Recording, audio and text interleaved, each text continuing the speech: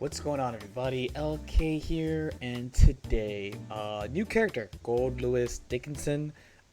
You guys keep mixing me up and calling him Gold Dick Lewison, so I actually thought his name was Gold Dick Lewison, but his name is Goldlewis. My first video on a new character in Guilty Gear. So if you watch me in Dragon Ball, you know I usually do this breakdown within like the first day or so. This character is described as a power character, and thankfully, since he came out pretty early in the day on Tuesday, there's already a lot of stuff out on him. So before we talk about anything, let's talk about his movement. So he has a run. It's not a very fast run, but he does have one. He's got a 22 frame backdash, has 6 frame invincibility. He has a single jump and super jump available, but he can't air dash. And finally, the last thing is that his jump is slower than other characters. He's like Yuki. He has a 5 frame jump and not a 4 frame jump.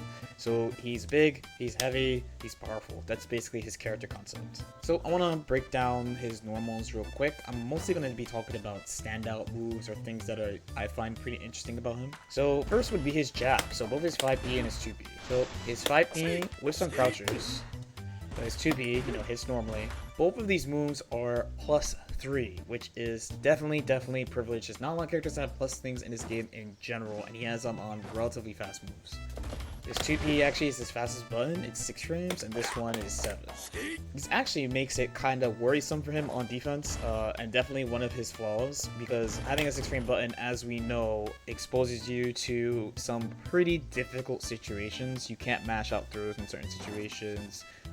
Frame traps that won't normally be frame traps will be a frame trap on you. So if someone does something like, say, Yuki Beyblade or Milia Jump Heavy, it's harder to defend this situation with a 6 frame move than if you had like a 5 frame or a 4 frame move. So next is his close slash.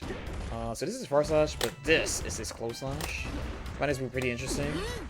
It doesn't advance even though it looks like it should, and it's -2. It sets up like a decent positioning for him, and the reason why I find it pretty interesting too is because of his 5H. So this move like basically automatically frame traps off any S button easy, even if you have like 3 frame buttons like Soul, which is really nice.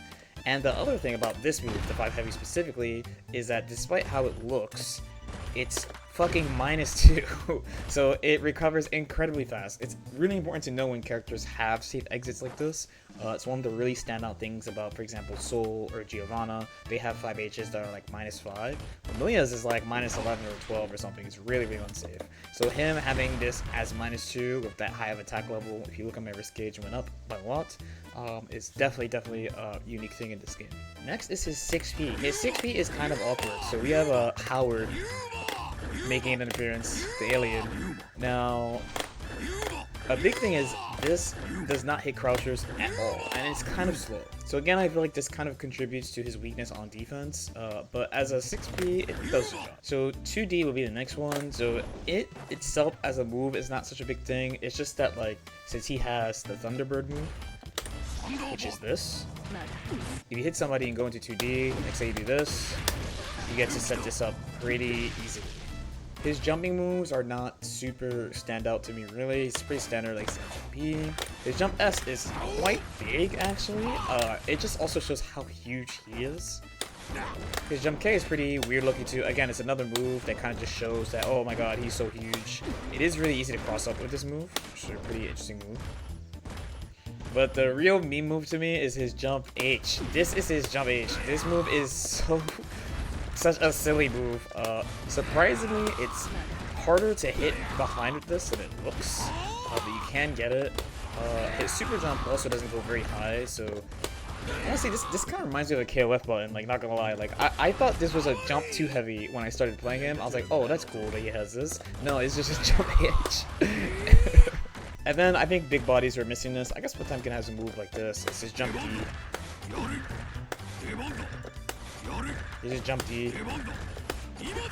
Another move that's really hard to hit cross. Even if it looks like he's gonna go over you like this, it's not gonna hit you cross up at all. Okay, let's talk about his special move. So again, I made a joke in the other Goldlewis video where I was like, hey, to the people who think characters have too many special moves, this character only has like 3, so it's fine. But actually, Behemoth Typhoon, the newest meme of Guilty Gear Strive.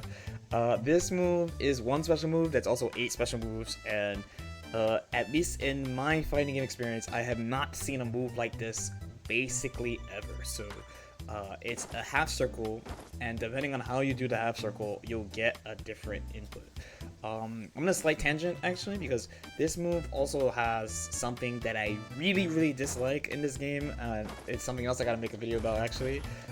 Basically all of these moves guard crush. They have different like properties of whether or not they're plus or not, and what you use them for, and I believe people come up with more specific usage for the move over time. But all of these moves guard crush. If you don't know what guard crush is, just to make it as simple as possible, there are moves that you can't interact with passively on block. All you can do is block and burst these moves. So this, all you can do is block and burst. FD doesn't do anything, IB doesn't do anything. It's a ridiculously strong thing. Again, it needs its own video. But every move in Behemoth Typhoon does this. He's also able to use it in the air and on the ground. So the first question before we even go into specific Behemoth Typhoons is that he has one that's a low, that was described as a low, but they didn't specify whether or not he had an aerial low. And the answer is no, we're safe. It's not a low, you could block it high or low, it's not a big deal. So I just want to get that out of the way. So I'm going to give you a quick breakdown on the different inputs. I'm sure people will come up with a better way of describing this. So again, depending on where you end the half circle is the version of Behemoth Typhoon you're going to do. So here's like the 4-2-6 version. Right, so it's a half circle forward. It's a plus 12 guard crush, this move. Then you got the 6-2-4 version, which is a minus 5 guard crush. This. Again, all these are all air okay also. Then you have the 2-6-8 one, which is a plus 3 guard crush. This move right here. You have the 2-4-8-1, which is also a plus 3 guard crush. You have the 6-8-4-1, which is a minus 5 guard crush. Now you might be like, how do I do a half circle from forward to back but going through up? Because I'm going to jump. And the main way you're going to do this is 2 ways. Either you're going to whip a button first and then buffer it in that, or you're going to do a special move and go into it. So this is what you're looking for. Then you have the 4-8-6-1.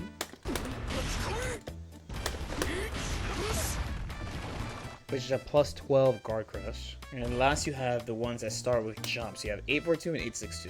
8-4-2 is here, which is a plus 16 guard crush, and the 8-6-2 one is a plus 12 guard crush. Right there. So some thoughts. So in general, like some of these seem to be explicitly, they want you to do it off cancels. The one that starts with 8 inputs especially.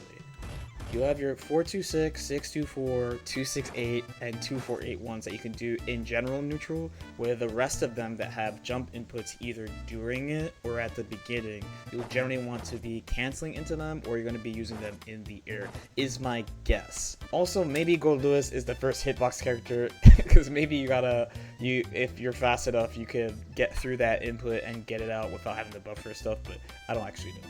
So next we gotta talk about the security meter, which is on the bottom right here. It's filling up passively there. When it's empty, it's level 1.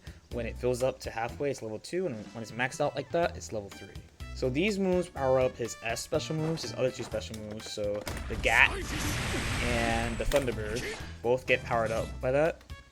And also his super, called Burn It Down. This super also gets powered up by it. So this thing. Finally, using any moves that uses gauge empties the gauge instantly. So first is Thunderbird that we talked about, right? The higher the security level, the further it goes and the more hits it has. So the level 3 one goes really far, it has mad hits. Let's wait for it to fill up real quick. Here it comes. A thing to keep in mind too is when you do Thunderbird, that the level is empty until the move goes off and then it starts refreshing. Another thing too about this move is that it absorbs projectiles when he does it. So in this example here, it's just gonna take it. It seems to be affected by the level of the security level here. So see how in the level 1 version my S disc clashed it and it just ended, but in the level 2 version it ate the S disc and kept moving forward. So this bolt has functionality as like an anti-projectiles, general space control tool, and also good for knockdowns. Then we have the Gat. So this move is mad hits. It's 10 hits in the base level.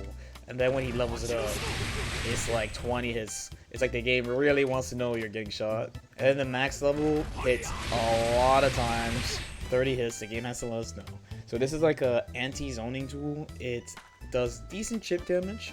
So it's gonna vary by matchup how you use this. Like against a character like Milia, there's not that much of a point of using this because she's not putting projectiles on the screen like that. But against characters like say Leo who have slow full screen traveling moves, you might consider using this move. So next, supers real quick. So he has this super. This is basically his only reversal. If you like churning butter, you will like this move because the more you do it, the more powerful it gets. If you do a 720 input, it gets more powerful. If you do a 1080 input, then it's even more powerful. I don't churn butter, so I am not good at it, but hey. And then we got this, the burn it down. So this super is really interesting. I'm sure a lot of the meme clips we're going to see of him of the future are going to involve this super because it does a lot of really interesting stuff. So one, this super basically doesn't break the wall. So even here, it always tracks it in vacuums just like that, right? So as a combo tool in the future, I already saw a Twitter clip of this, of like, he can combo, splat, and then pull you off the wall with the super and extend the combo. It basically gives you free pressure as well. In the case of knocking down here, I can move right away, but he clearly recovers, so he can just run over there and hit you. The higher the security level, the more frame advantage you have with it. And of course, you basically can't see him while he's doing this, he's gone. And finally, if you do get hit by this, then it is a super, so you can't burst it. So all in all, he's a pretty interesting addition to the game. So unlike Dragon Ball, I don't have like combos ready because every character has really different combos. I can't be like, oh well, you can use the universal combo because there's not really a use of universal combo. At a glance, definitely his strengths are damage. He does a ton of damage. He has many moves that guard crush, which is you know, I don't like that mechanic, so that's a really strong thing. A bunch of them are like double digit plus. He has good anti-zoning and his 2-3 success. You can't play too lame against him too because his attacks are going to get better with the security meter as well. He has good comeback potential because he's got this super. But flaws. So one, he's huge. He's really big. Despite being really big and the behemoth typhoons reaching decently far, his actual buttons, like some of them that I didn't mention because they're not standout, like his forward slash, like his 6H, like they don't reach as far as you think they would, and if he whiffs, they have a lot of recovery. His jump is slower than other characters, and he doesn't have a double jump. His super jump is like negligible. Like, it really barely looks bigger than his normal jump. His backdash is more involved than other characters, but it's also longer than other characters, and he has no DP, and his fastest normal is 6 frames. So he definitely has a bunch of flaws along with his strengths. We'll see how he plays out though. As usual, if you guys have any questions or comments, definitely feel free to leave them in the comment section below. Like and subscribe if you feel like it, and I'll see you guys next time. Peace out.